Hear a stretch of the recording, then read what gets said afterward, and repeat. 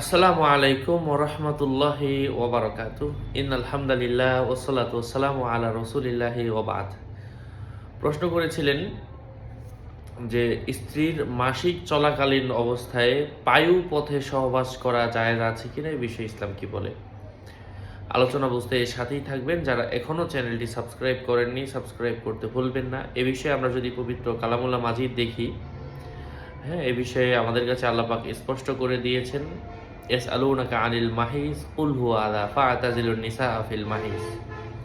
আল্লাহ রাসূল সাল্লাল্লাহু আলাইহি ওয়াসাল্লামকে ইতোপূর্বে জিজ্ঞাসা করা হয়েছিল নারীদের পিরিয়ড সম্পর্কে। আল্লাহ রাসূল সাল্লাল্লাহু আলাইহি ওয়াসাল্লাম বললেন, হ্যাঁ, আল্লাহ তাআলা রাসূল সাল্লাল্লাহু আলাইহি ওয়াসাল্লামকে জানিয়ে দিলেন যে বলো, এটা একটা কষ্টকর বিষয়, এই সময় যেন নারীদের থেকে দূরে থাকে। এই জন্য পিছনের রাস্তা দিয়ে কখনো সুস্থ থাকা, নারীদের পিরিয়ড চলাকালীন অবস্থায় অথবা পিরিয়ড চলাকালীন ছাড়া অন্য কোনো সময়ে কখনোই পিছনের রাস্তা ব্যবহার করা যাবে না এবং এটা জায়েজ নেই। এটা হারাম এবং নিষিদ্ধ পথ। আল্লাহ পাক বোঝার তৌফিক দান করেন। আরও আপডেট পেতে সাথেই থাকবেন। আসসালামু আলাইকুম ওয়া রাহমাতুল্লাহি ওয়া বারাকাতুহু।